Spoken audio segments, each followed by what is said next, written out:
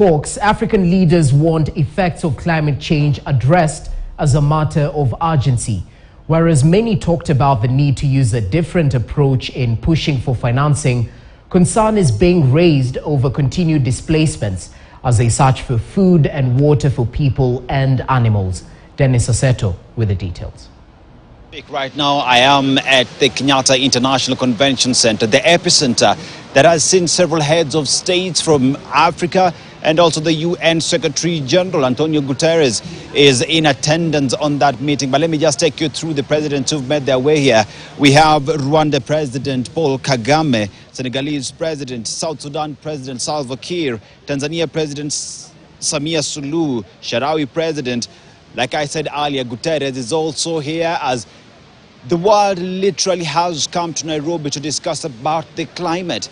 It will be remembered that Kenya has just come from a drought that has never been seen for the past 4 decades. But as we speak right now, the Met Department has equally warned Kenya that El Nino is coming, and it is coming fast and hard, and that we need to be ready for it. All these are being brought because of climate change. We have destroyed the atmosphere, and as a result, Mother Nature is not really happy with us. Also, just some of the presidents that are here: Ghanaian President Nana Akufo-Addo, Egyptian President El-Sisi, El-Fattah, Sakaja, Nairobi Governor, just walked across the road to the epicenter. You know, everyone is trying to make sure that they are reducing the emissions that go into the atmosphere. Remember, President William Ruto, for the 3rd day today, has driven himself using an electric car from State House and made his way here. Other leaders have driven in using Gazlas, but they're getting in to discuss about the climate, how best we'll be able to discuss this. And after the meeting that the presidents will be in, led by President William Ruto, we will have Azail Assoumani of Comoros, Antonio Guterres, Moussa Faki, a youth representative, and indigenous. But after that, they will be going to the plenary. And in the plenary, they will be discussing several issues. Let's just start with the fact that in plenary number 2, they will be discussing global climate agenda, which will be led by Ursula von der Leyen, the EU president, also Abdel Fattah el-Sisi of Egypt, and Sultan Al-Jaber, the COP28 president, as they sit today to discuss issues to do with the global climate agenda. You know, today in Nairobi, the world is discussing about the climate. The agenda here is about the climate. They will be getting in there to discuss this agenda, trying to find solutions, the best way to move forward, adaptation measures, and how they will fund these initiative moving forward. And from that plenary, there will be plenary number 3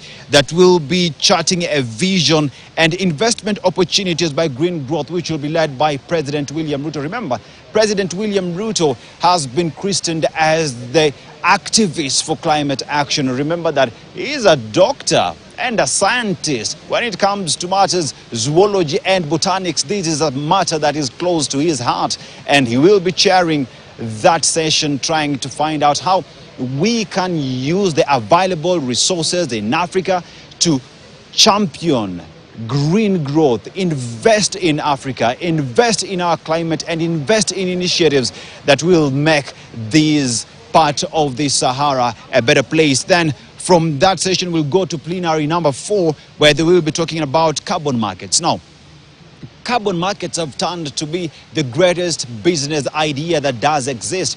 And with these leaders, we'll be looking to see how every other nation in Africa, the African continent, will take advantage of the resources that they have, how we can take advantage of the carbon credits that we have. Now, what exactly is carbon credits? Now, carbon credits is an initiative where a country has lowered a ton of CO2 from the atmosphere. And one of the easiest way to do this is simply by growing trees. President William Ruto, in his administration, the Kenya Kwanza administration, has said that by the end we get to 2032, he wants to make sure that Kenya has planted 15 billion trees. We've seen several initiatives across the country. People are growing trees because the president has said so. But not just because the president has said so, but because we know the importance of having trees. They will help us lower the carbon emissions. This is one of the easiest ways for us to win this fight. Now, from that session, we will go to another session that will be led by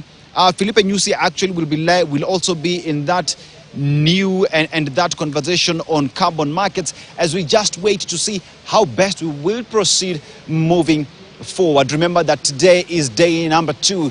KICC is the epicenter. Security has been heightened. We have delegates, we have negotiators, we have heads of states. And yes, indeed, KTN News is here, making sure that we bring you these news and information the best way we know how.